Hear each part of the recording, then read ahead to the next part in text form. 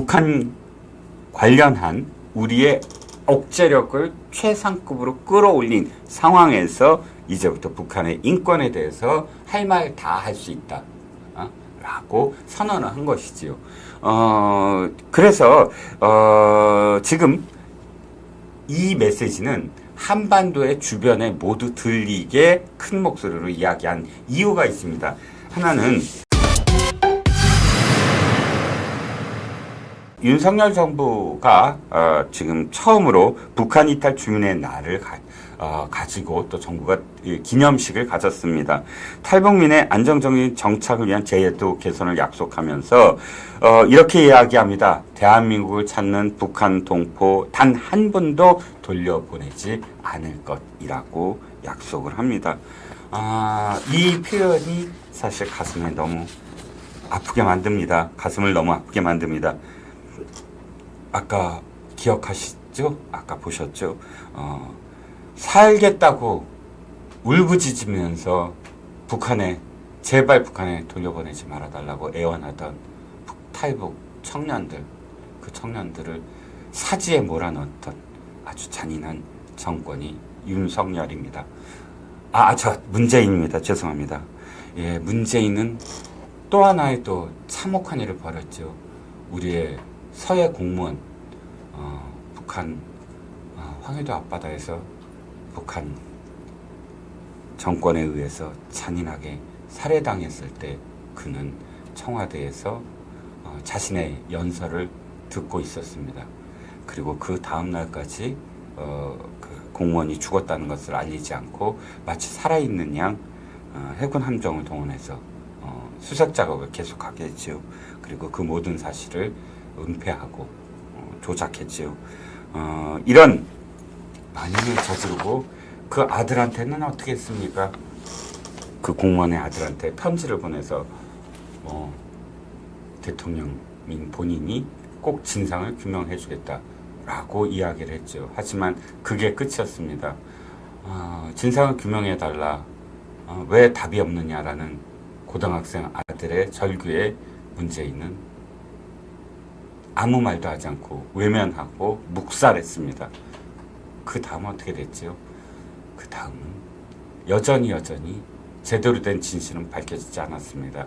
물론 당시에 그 상황을 감사원이 감사를 하면서 많은 부분들이 또 밝혀졌지만 아직도 문재인은 까만 선글라스를 끼고 자신의 부인과 히히덕거리면서 나날을 보내고 있습니다. 이렇게 잔인한 그런 그 죽음을 만들어 놓고요. 이 표현은 그래서 더 울림이 있다고 생각을 합니다. 단 한 사람의 목숨도 소중하다.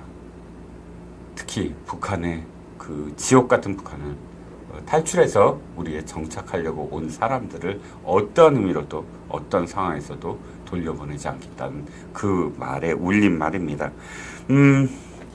그러자 뉴스원 매체는 윤 대통령의 행보를 이렇게 분석을 합니다.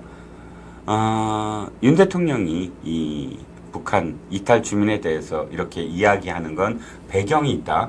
바로 직전에 워싱턴에서 나토 정상회담에 파트너국으로 참여를 하고 거기서 바이든 대통령과 만나서 첫 번째 윤 대통령의 바이든 회담에서 시작된 북핵 억제와 관련돼서 하나의 완성을 만들죠.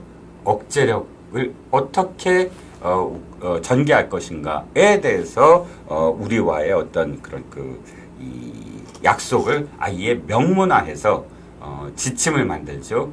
핵 억제와 관련된 구체적인 전략자산 전개에 대한 지침입니다. 이것이 저는 당시의 워싱턴 선언의 하나의 중간 종결점이라고 생각을 하거든요. 이 전까지는 아까 우리나라와 미국의 어떤 관계에서 북한이 만약에 핵 등 뭔가 그런 무기를 사용해서 남침을 도모하려고 할 때 도대체 미국은 한미 동맹으로서 어떠한 그런 그 전략 자산을 어떤 식으로 전개하겠느냐라고 물었을 때 지금까지 윤석열 대통령 이전에는 미국의 모든 대통령이 이렇게 대답을 했습니다.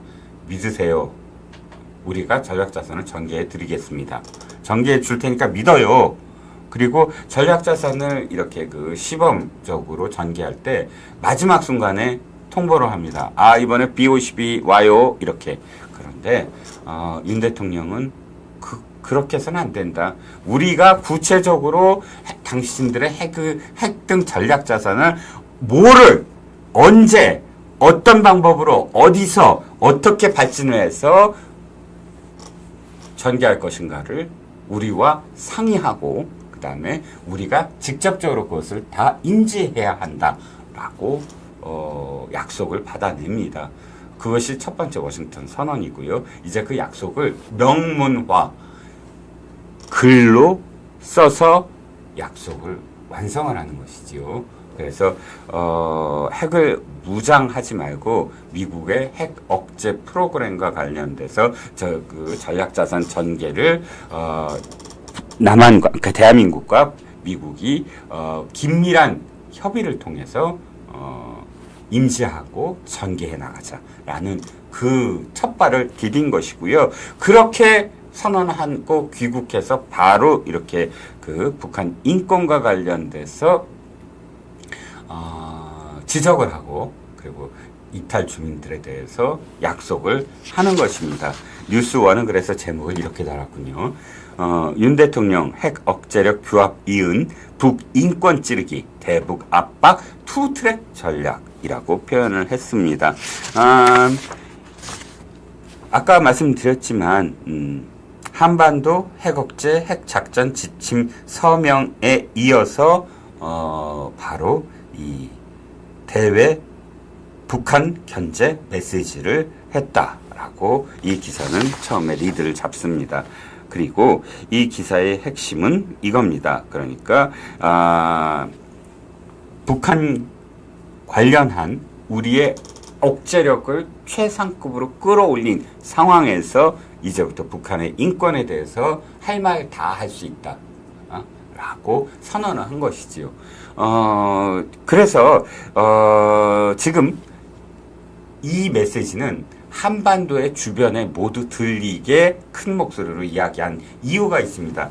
하나는 러시아와 북한이 이번에 푸틴이 지금 그 김정은한테 달려가서 자신들이 지금 아쉬워하는 북한의 포탄이라든지 뭐 총알이라든지 이런 부분들에 관련된 그런 그 군수물자를 받는 대신 상당한 많은 또 이 반대급부를 줬습니다. 그 중에 하나가 북한의 핵 프로그램을 지지한다라는 선언입니다. 푸틴은 그 약속을 했고요. 그 약속은 엄청난 의미를 갖고 있습니다. 지금 북한은 핵 보유국이 아니잖아요. 그런데 러시아의 이 표현은 핵 보유국으로 해석할 수 있는 여지가 굉장히 많습니다.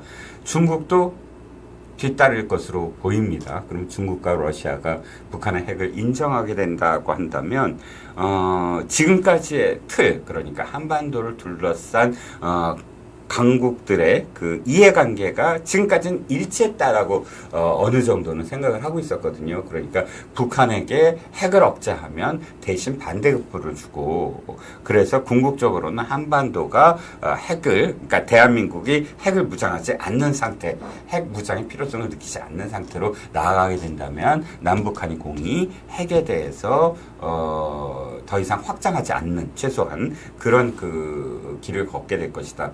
라는 게, 그래서 그 육자가 서로 회담을 통해서 그 지향점, 한반도의 비핵화라는 지향점을 가고 있었는데 지금은 좀 유명무실해지긴 했지만, 그러나 또 일부 학자들이나 일부 정치인들은 육자회담으로 다시 한번 한반도 비핵화를 해보자, 북한을 설득해보자라고 하는 사람들이 최근까지 있었습니다. 그런데 러시아의 이런 핵 프로그램 지지 선언 이후에는 말을 못하죠. 왜? 러시아가 이미 떨어져 나갔고 중국마저도 핵 보유국을 인정하는 식의 표현을 한다면 돌이킬 수 없는 그런 그 블록화가 이제 완성이 되죠.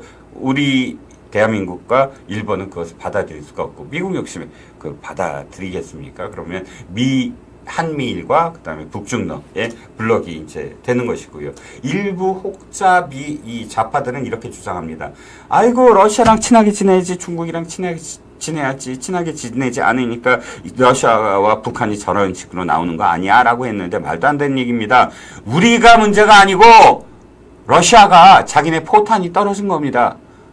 우리가 우크라이나 전쟁을 사주한 거 아니지 않습니까? 그러니까 지네들이 저렇게 붙게 되는 거고요. 그러니까 그걸 윤석열 대통령 탓을 하는 건 말도 안 되는 얘기고요.